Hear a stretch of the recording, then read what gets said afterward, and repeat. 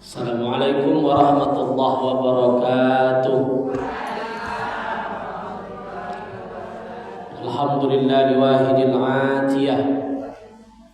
Wassalatu wassalamu ala khairil bariyah wa ala alihi wa sahbihi zawid nubuziz zakiyah. Asyhadu an la ilaha illallah wahdahu la syarika lah wa asyhadu anna Muhammadan abduhu wa rasuluhu la nabiyya ba'dah. Subhanaka la ilma lana illa ma 'allamtana innaka antal alimul hakim. Rabbi israh li sadri wa yassir li amri wahlul 'uqdatam min lisani yafqahu qawli. Yang saya muliakan pengurus Majelis Ta'lim Masjid Jabal Rahmah serta jemaah ibunda semua yang hadir pada sore yang berbahagia ini, kita dipertemukan Allah di rumahnya ini. Mudah-mudahan pertemuan ini diberkahi menjadi nilai ibadah bagi kita semua. Amin ya rabbal alamin. Maka oleh karena itu, rasa puji dan syukur tentu selalu kita hadirkan di dalam hati dan perbuatan kita untuk selalu mengucapkan alhamdulillah, rasa syukur yang tak terhingga kepada Allah Subhanahu wa taala.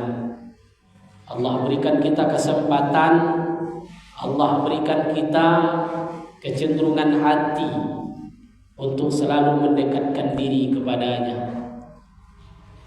Berselawat kita kepada Rasulullah sallallahu alaihi wasallam.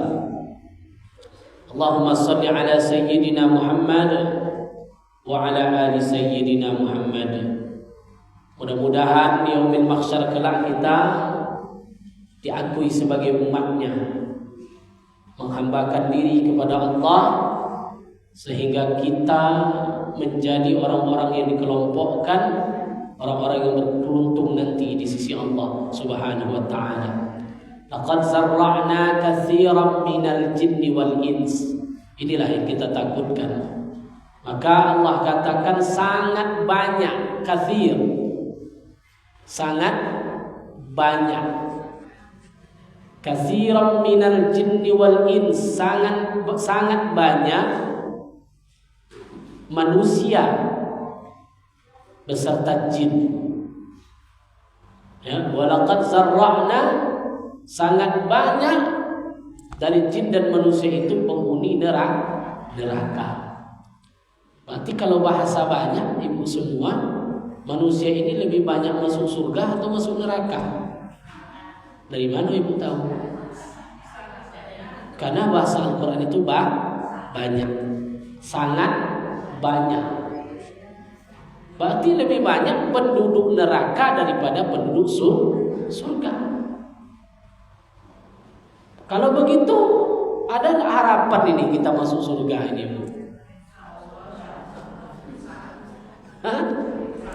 Berusaha ya, insya Allah masuk surga karena dijamin.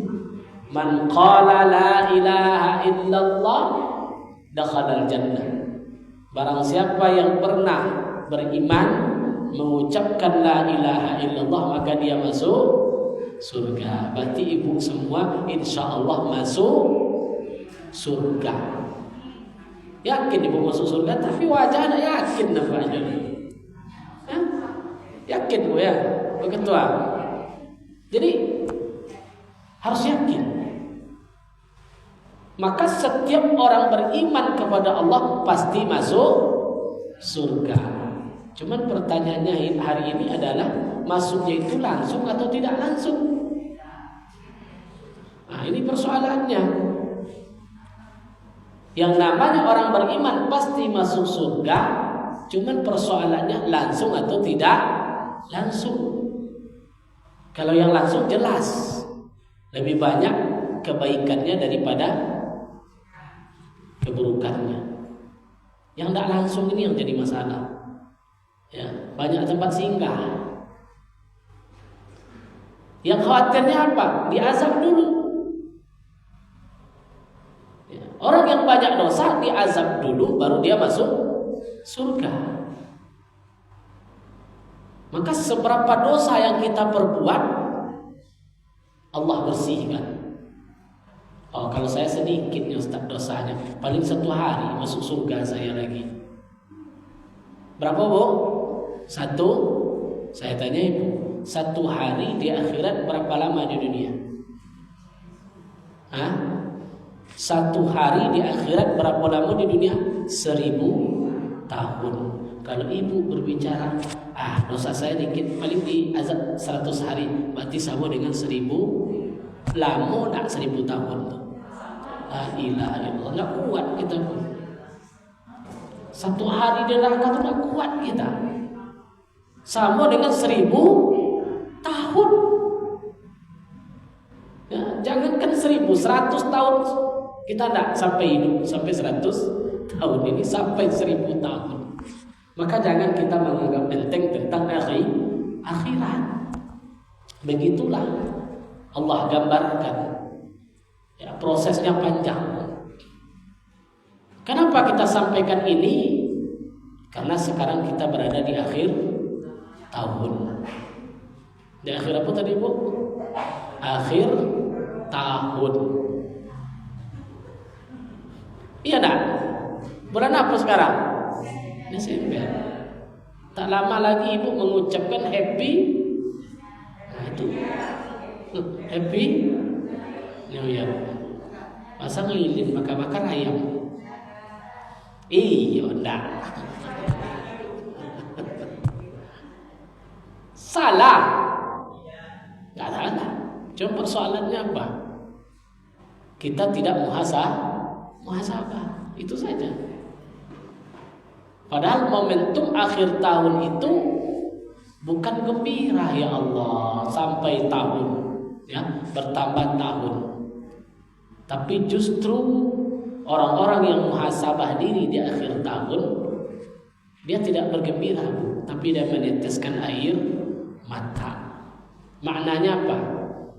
Bertambah tahun, berkurang jatah umur. Betul enggak?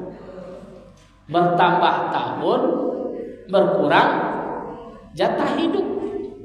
Berarti tambah berkurang kesempatan kita untuk taubat kepada Allah.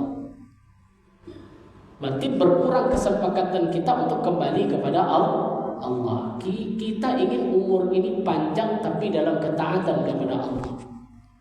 Makanya Rasul mengatakan khairun nas man tala umruhu wa hasuna amaluhu. Orang yang baik itu adalah semakin bertambah umurnya, semakin dekat dia kepada Allah. Maka para ulama mengatakan barang siapa yang hari ini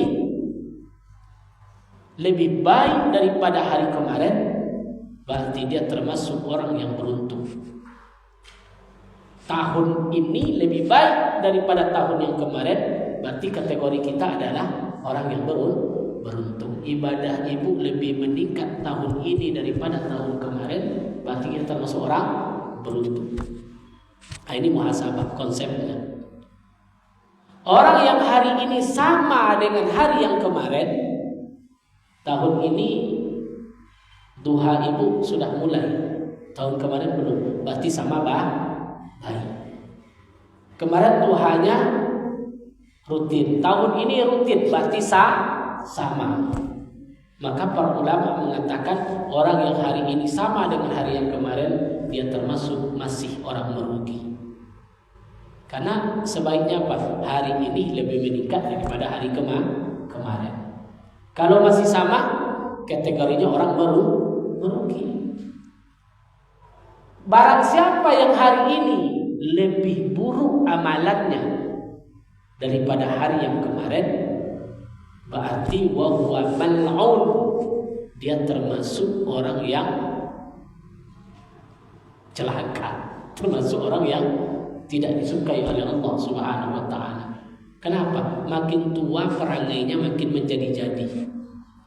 Kemarin alhamdulillah mau dia gabung dengan ta'lim. Sekarang udah enggak mau lagi. Di sinilah kita muhasabah diri di akhir tahun ini. Dasarnya Al-Qur'an. Ya ayyuhallazina amanu taqullah. Hai orang-orang beriman, bertakwalah engkau kepada Allah. Allah, kata Allah. Takutlah kamu kepada Allah. Wal tanzur nafsum ma qaddamat li ghaddin. Itu ayat umum itu, sering kita dengar. Ya ayyuhallazina amanu taqullaha wal tanzur nafsum ma qaddamat li ghadd. Kata Allah, hai orang-orang beriman, takutlah kamu kepada Allah. Wal tanzur, perhatikan. Apa bu? Lihat. Kalau bahasa apanya? Renungkan. Coba kita renungkan. Wal tanzur, kata Allah. Siapa yang mau nyuruh kita merenung? Allah. Berarti merenung itu menimbang. Kalau kita merenung, yang tahu perbuatan kita siapa? Kita. Iya kan? Yang tahu kita ini tahun ini berbuat baik atau buruk itu siapa? Kita. Ya? Yang tahu menimbang-nimbang dosa saya itu sudah banyak siapa? Kita sendiri. Kenapa kita perlu merenung? Karena hati tidak pernah berbohong. Ya. Orang yang merenung dia akan mendengarkan kata hati. Yang hati itu tak pernah, karena hati itu fitrah, dia suci. Ketika ibu memakan hak orang lain, pasti hati kita membantah kalau itu dosa. Kenapa kita tidak menganggap dosa? Karena kita pura-pura tidak mengikuti kata hati. Ketika ibu menyakiti orang lain, hati kita menyangkal atau tidak?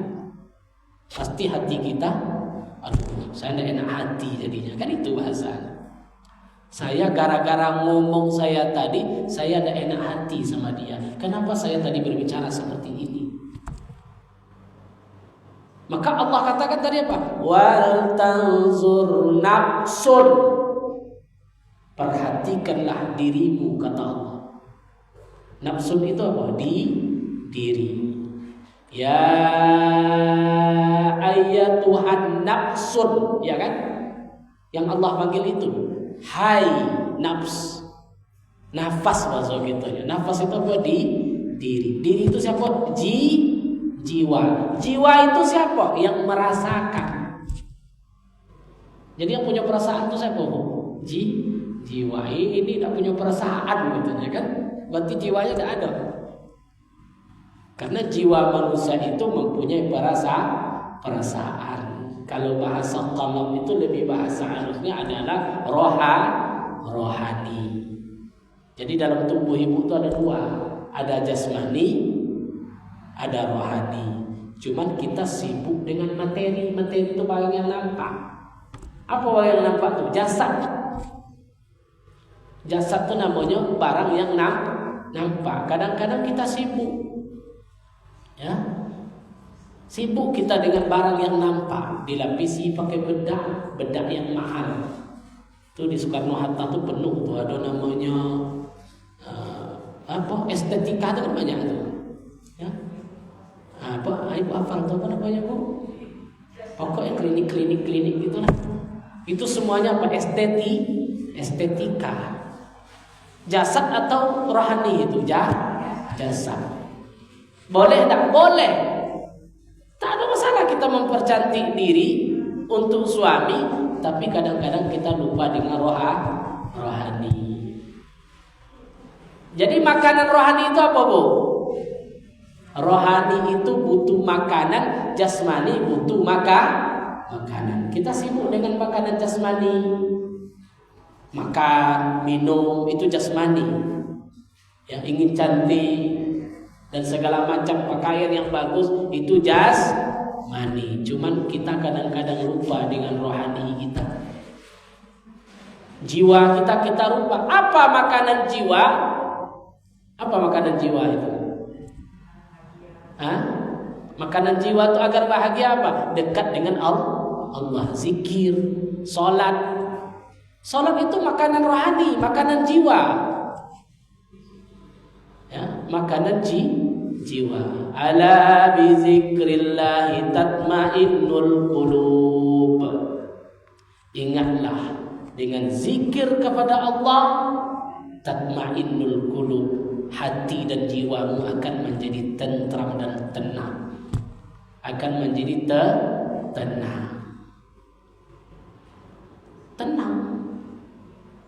Maka slogan orang itu apa? Sehat jiwa dan raga. Ibu ingin kan sehat jiwa dan raga. Kenapa didulukan jiwa? Kita tidak pernah mengatakan sehat raga dan jiwa, bukan itu. Tapi sehat jiwa dan raga. Jiwanya dulu sehat. Untuk apa raga sehat kalau jiwa tidak sehat? Akhirnya kita hidup pura-pura bahagia, pura-pura harmonis, pura-pura sayang. Akhirnya hidupnya pura-pura. Orang seperti tidak bahagia dia. Ya? Sibuk, ya, pura-pura bahagia apa? Oh, di medsosnya sangat mesra. Di rumah kocokak aja kerjanya. Banyaknya orang yang seperti itu. Sehingga hari ini banyak orang-orang yang berpendidikan. Kenapa di barat itu banyak orang-orang yang hartanya melimpah ruah, dia mengakhiri hidupnya dengan bunuh diri, overdosis, minum obat, narkoba, segala macam. Itu untuk menenangkan apa sebetulnya? Jiwa. Karena jiwanya tidak bahagia, tidak makan. Makanan jiwanya itu hilang. Apa makanan jiwa tadi? Kalau bagi kita umat Islam ini zikir kepada Allah. Maka harus dua-duanya jalan. Jangan kita hanya sibuk dengan raga kita. Hitam aja sedikit di sini bekas jerawat, sibuk kita cari perawatan, ya, supaya kelihatan cantik. Tapi hati orang sakit dengan kita cuek. Ya, kita tidak baik hubungan dengan orang lain, kita tidak peduli. Padahal ini masalah jiwa. Ya, begitu mudahnya kita menyakiti orang lain.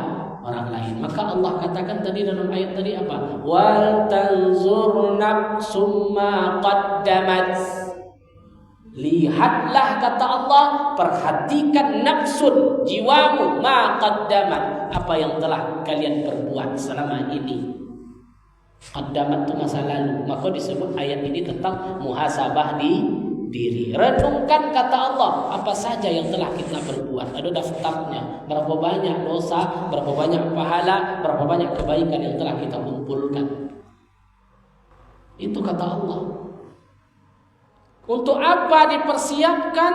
Wal tanzur nafsum ma qaddamat lighaddin kata Allah. Untuk apa kalian menengok itu apa yang kalian telah persiapkan? Lighaddin, untuk hari esok. Jadi Al-Quran mengatakan bahasa ghaddin. Ghadan itu kan bahasa Arab. Ghadan itu apa artinya? Besok. Maka kalau hari ini Sabtu, Ahad disebut ghadan. Ma yaumul ghadan, apa hari esok? Ahad. Kenapa Al-Quran berbicara seperti itu?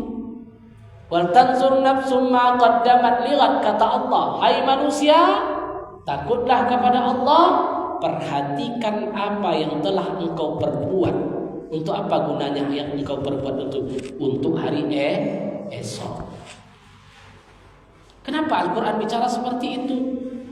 Maka para mufassir, ahli tafsir mengatakan makna ghaddin di sini, esok di sini maknanya mati. Apa maknanya, Bu? Mati. Padahal artinya kan bukan mati. Apa salahnya Al-Quran mengatakan wal tanzur nafsum ma qaddamat limautin. Hai manusia, perhatikanlah apa yang telah engkau perbuat untuk persiapan mati. Tapi Allah mengatakan tidak. Apa yang telah kalian persiapkan untuk hari esok? Apa maknanya di sini? Para ulama mengatakan hidup itu singkat. Seolah-olah hanya satu hari, besok kita pergi. Jadi hidup itu tidak lama. Betul lama atau tidak, Bu? Lama atau tidak? Tidak lama. Perbandingannya tadi satu hari di akhirat 1000 tahun. Berarti kita hidup di dunia ini secuil. Kalaulah mati baru ketemu keabadian tadi. Itulah hidup yang abadi. Mati itu cuma sekali, Bu. Tidak ada manusia yang mati dua, mati sekali abadi selama-lamanya. Nah, itu yang kita pikirkan, yang kita muhasabahkan. Makanya para ulama mengatakan mata itu maknanya qalaba. Mata maknanya qalaba. Qalaba itu apa berarti? Bahasa kitanya pindah. Mati itu cuma pindah alam. Yang kita tidak mati. Jangan kita menyangka kita ini mati, tidak. Cuman pindah alam. Dari alam dunia menuju alam barzakh. Dari alam barzakh menuju alam akhirat. Itu saja prosesnya. Maka para ulama tadi mengatakan mata bermakna qalaba. Mata itu, mati itu maknanya pindah. Maka muncul sebuah untaian kata yang sangat menyentuh. An-nasun niyamun wa iza mata pantabi. Ini luar biasa ini kalimatnya para ulama tadi. An-nas niyam, manusia itu sesungguhnya tidur. Bahasa kaminya lolok, tentu dia lolok. Hah? Ada yang tak kenal lolok? Lalok. Kalau bahasa kamparnya lolok. Ini seketik aja beda ya kan. Lalok, lolok. Bahasa Jawanya tak tahu saya. Bahasa Jawa yang lolok itu. Apa bu? Atur nuwun. Nduru. Turu. Ya. Bahasa Melayu tidur ya. Ya tidur. Sama tuh tidur, lolok sama tuh. Tidur. Maka ulama tadi mengatakan kullun nasun niyam, sesungguhnya manusia itu tidur. Kita ini semuanya tertidur semuanya. Kenapa? Kenapa kita tertidur? Mimpi ibu itu banyak.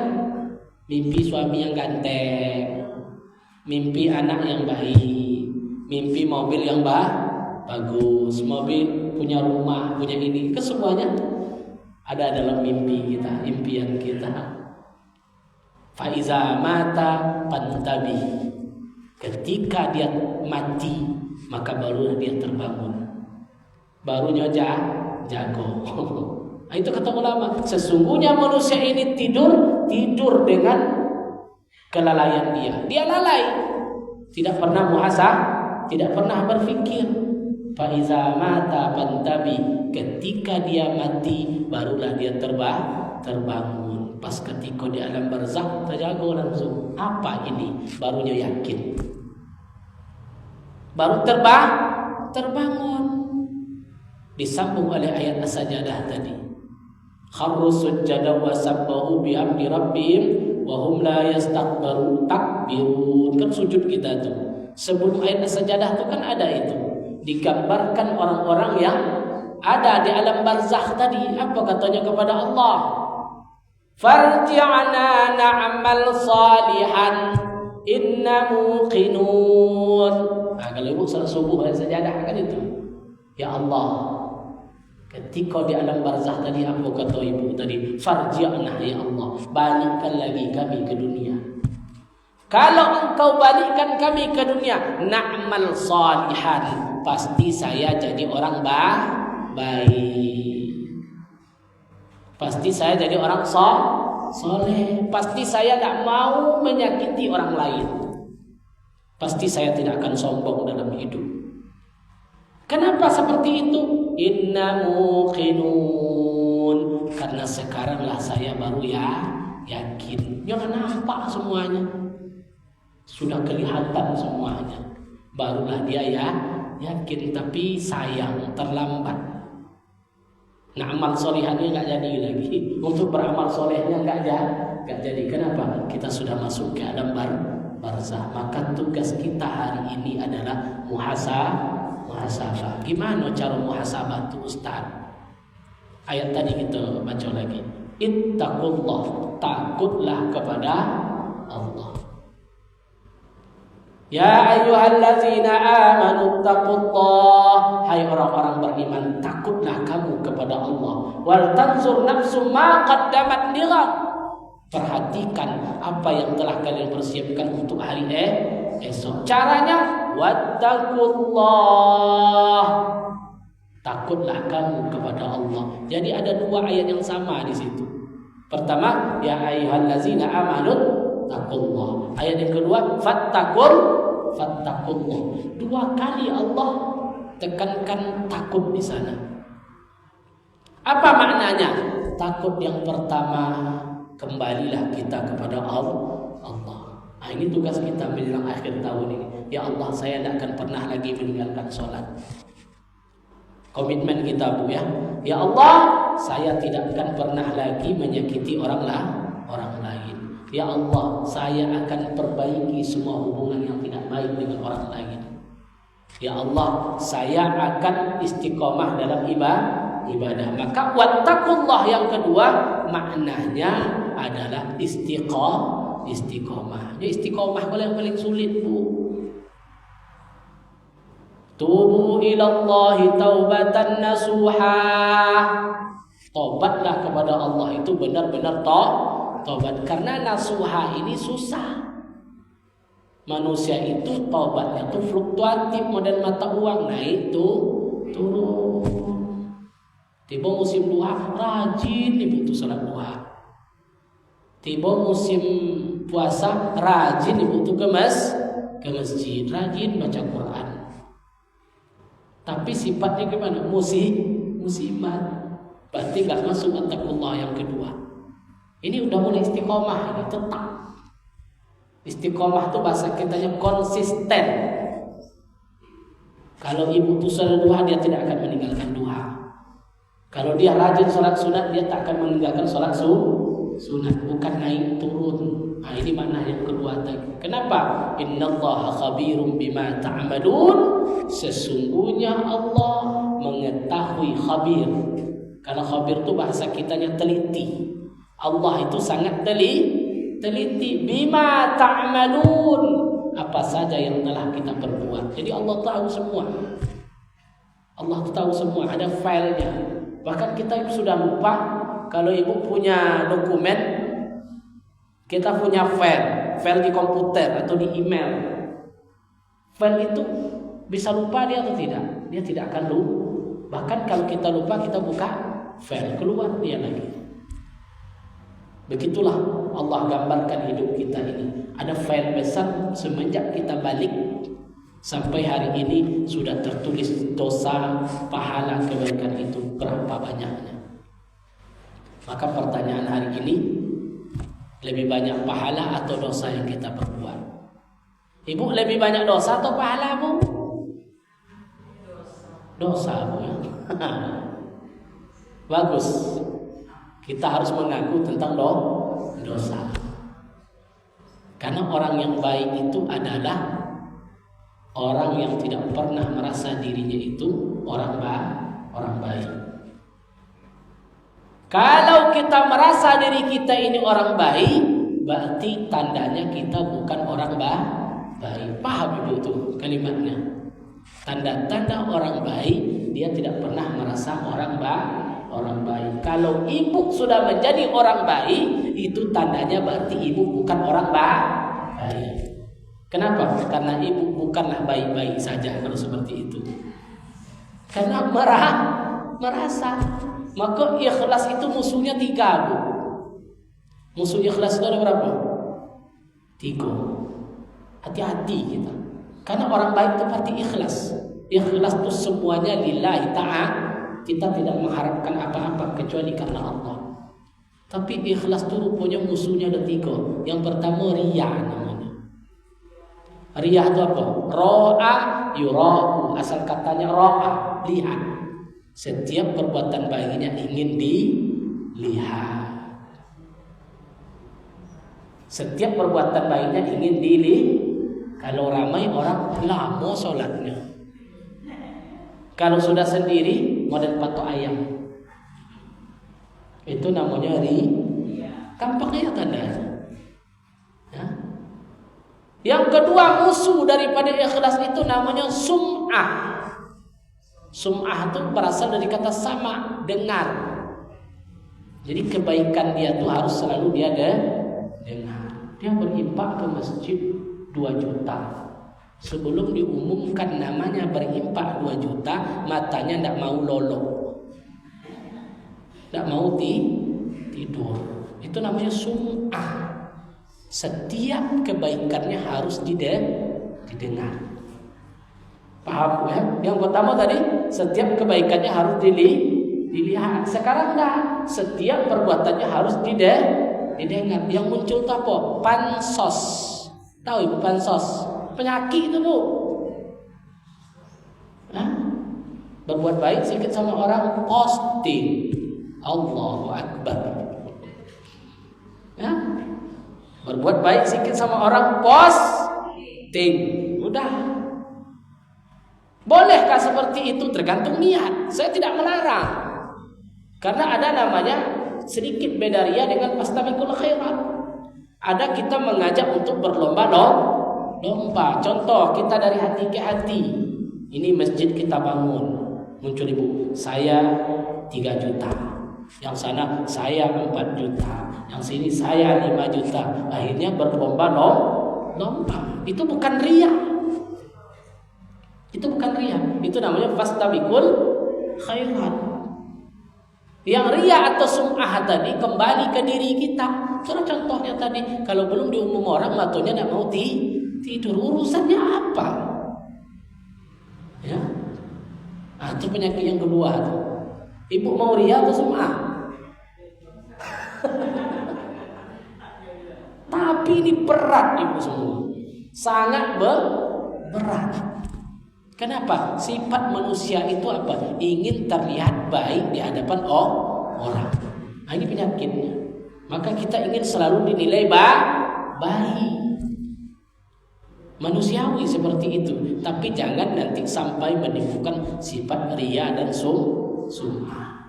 Yang ketiga musuh ikhlas itu disebut dengan ujub. Ini yang paling halus. Ya. Ujub ini kagum. Ujub ini apa? I'jabul mar'i li nafsi. Sifat ujub adalah kagum dengan diri sendiri. Ya Allah. Dengan siapa dia kagum? Dengan dirinya. Kepada siapa dia kagum? Kepada diri sendiri. Ibu bangun tengah malam, baca Quran, khatam Yasin, tambah Waqi'ah, tambah Alif Lam Mim Tanzil, tambah Juz Ammah. Habis itu sholat wudu, habis itu sholat tahajud. Pas sholat tahajud apa kata Ibu? Allahu Akbar. Kalau ditengok-tengok saya adalah yang paling alim. Kalimat itu muncul terhadap diri sendiri. Itu disebut apa itu? Muncul. Muncul. Dan itu semuanya penyakit, melunturkan amal ibadah kita kepada Allah. Padahal ujub itu kan tidak ditengok orang. Kita sendiri, tapi manusia tuh kagum dia dengan dirinya sendiri. Ini penyakit. Makanya kalau itu yang terjadi dalam diri kita, harus kita munculkan sifat apa? Ada langit di atas langit. Masih banyak orang hebat dari saya. Masih banyak orang yang hebat dari kita. Masih banyak amalan orang yang lebih bagus dari kita. Untuk apa kita bangga dengan amalan kita? Maka kuncinya tadi, camkan dalam diri kita, kita ini bukan orang baik, bukan orang alim, bukan orang soleh. Tapi kita ini orang yang perlu banyak belajar, bertaubat, berdosa untuk memperbanyak amal ibadah kita kepada Allah Subhanahu wa taala. Wala tuzakku anfusakum, kata Allah. Jangan pernah kalian merasa diri kalian itu orang yang bersih. Jangan pernah kita merasa kita ini orang yang hebat. Karena masih banyak orang yang hebat dari kita. Paham Bu? Ya udah, itu saja untuk muhasabah kita di akhir tahun ini. Maka jaga hati kita, jaga jiwa kita daripada sifat-sifat yang tadi. Apa tadi? Ria, sum'ah, ujub. Ujub ini halus. Karena ujub ini betul sombong tadi. Merasa hebat, merasa pintar, merasa cantik. Awak aja lah yang cantik dari orang lain. Dia merasa lebih. Ini penyakit orang-orang hebat begitu. Penyakit ustaz ini yang banyak. Ini penyakit. Merasa banyak ilmu. Padahal tidak ada apa-apanya. Ya, Allah tuh mengasih ilmu tuh baru sedikit. Maka ketika Musa alaihissalam, Nabi Musa hanya sombong sedikit, langsung Allah berikan ujian. Hai Musa, masih banyak orang yang hebat dari engkau. Maka muncul surah Al-Kahfi. Coba ibu baca. Pertemuan Musa dengan Nabi Khidir. Ada yang membolongkan sampan. Kan ada kisahnya tuh. Kalau diceritakan nanti lama ceramah kita.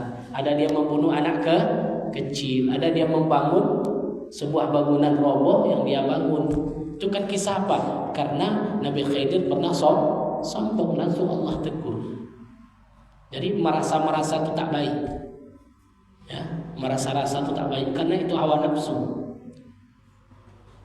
Kalau akal kan jelas Allah ciptakan, hai akal siapa engkau? Apa kata akal ketika itu? Aku hambamu, engkau adalah penciptaku. Ketika Allah ciptakan nafsu, hai nafsu man anta? Wahai nafsu siapa engkau? Apa jawab nafsu ketika itu? Saya adalah saya, engkau adalah engkau. Maka kalimat saya dan saya itu tak baik. Ya, saya lah ini, saya lah, saya. Ya. Kalimat saya, merasa kita ini orang berjasa dan segala macam. Nah, itu tidak boleh. Serahkanlah semua kebaikan itu kepada Allah. Imam Al-Basri mengatakan, ketika puncak daripada orang yang beriman kepada Allah itu takwa, itu kan salah satu dasar takwa itu huruf yang pertama itu ta, maknanya tawadhu. Tawadhu itu apa bahasa kita? Rendah hati. Bukan rendah diri, rendah hati. Rendah hati itu berarti lawannya sombong. Tinggi hati kan sombong. Rendah hati tawadhu. Bahasa Arab tawadhu. Bahasa kitanya rendah hati.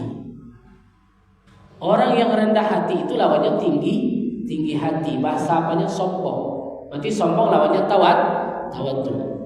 Maka Imam Hasan Al-Basri tadi mengatakan, orang tawadhu itu pasti dia ketika keluar dari rumahnya, setiap dia bertemu dengan orang, camkan dalam hati apa? Orang ini lebih baik dari saya. Bisa tidak kita seperti itu, Bu? Susah. Ya? Ketemu orang ini, apa dalam hatinya? Orang ini lebih baik dari saya.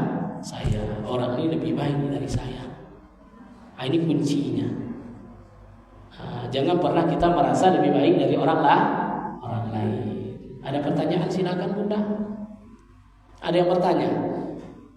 Silakan.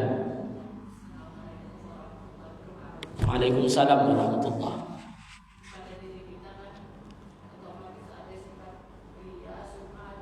Iya.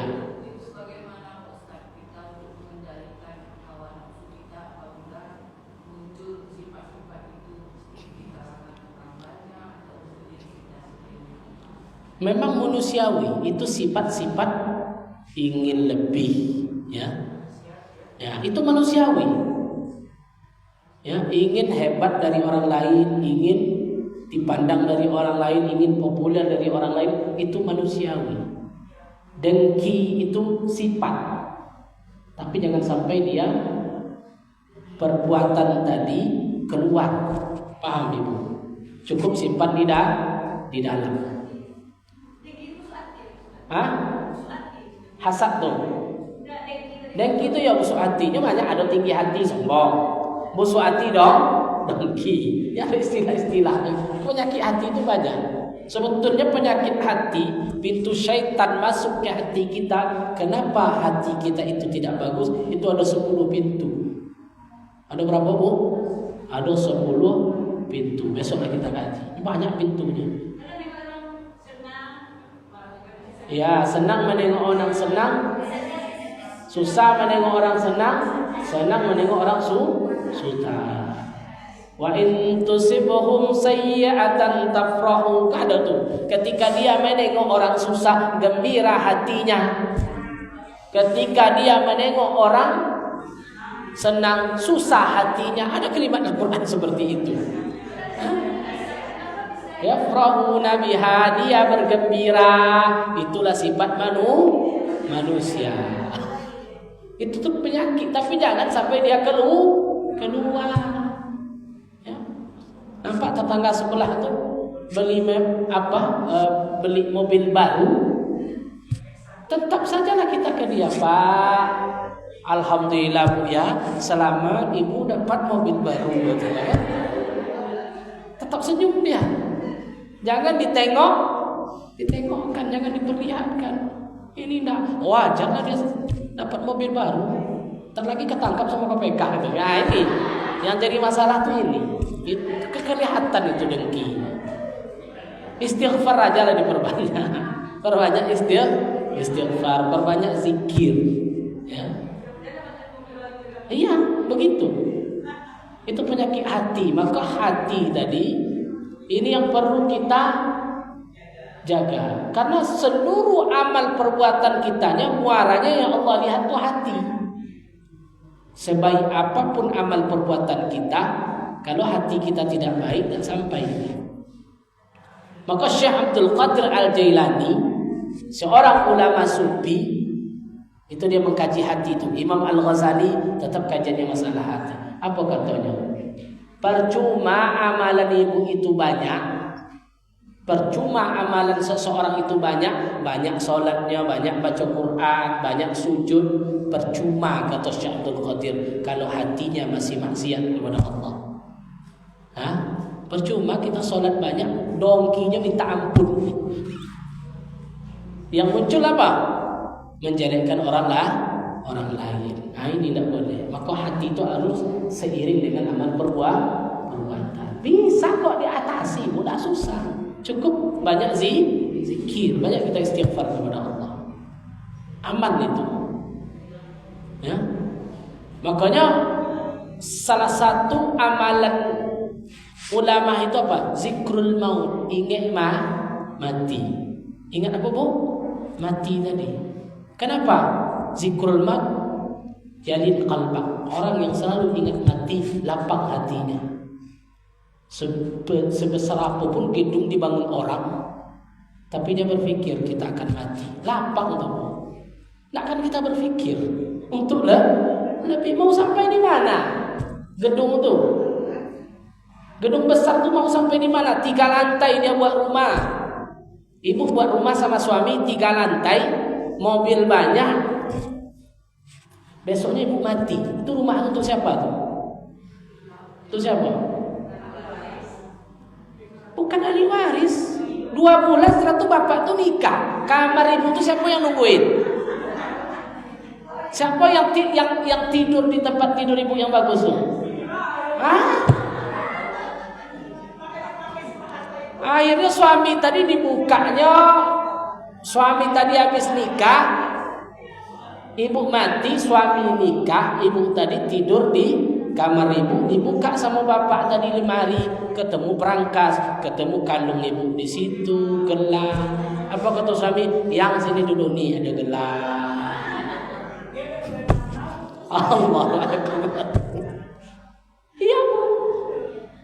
Kok Ustaz bisa ngomong gitu? Banyak yang saya nikahkan baru 2 bulan datang mau nikah lagi karena istrinya meninggal. Bukan saya maksud nyuruh ibu tidak mau nabung segala macam, tidak. Tapi ingat ya, seperti apapun kehidupan kita, wal tanzur nafsum ma qaddamat lighad. Ingatlah suatu hari kita akan pergi dan pulang kepada Allah Subhanahu wa taala. Paham ya? Mudah-mudahan bermanfaat kajian kita pada sore yang berbahagia ini. Insyaallah kita ketemu lagi di tahun 2000. Apa lagi, Bu? Masalah gelang juga lagi. Ya.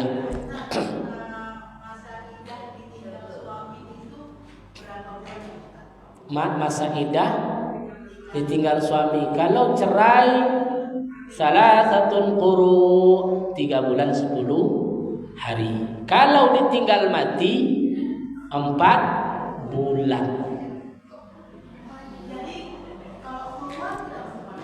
Keluar boleh, tak ada masalah. Nutup aurat. Jangan ibu berpikir indah itu nggak boleh keluar. Boleh. Ada yang lamar boleh ibu tahan dulu. Bang, tunggu habis indah saya dulu ya dah. Selesai. Kemarin Bu datang ke kantor, di pengalaman pribadi saya di kantor KUA.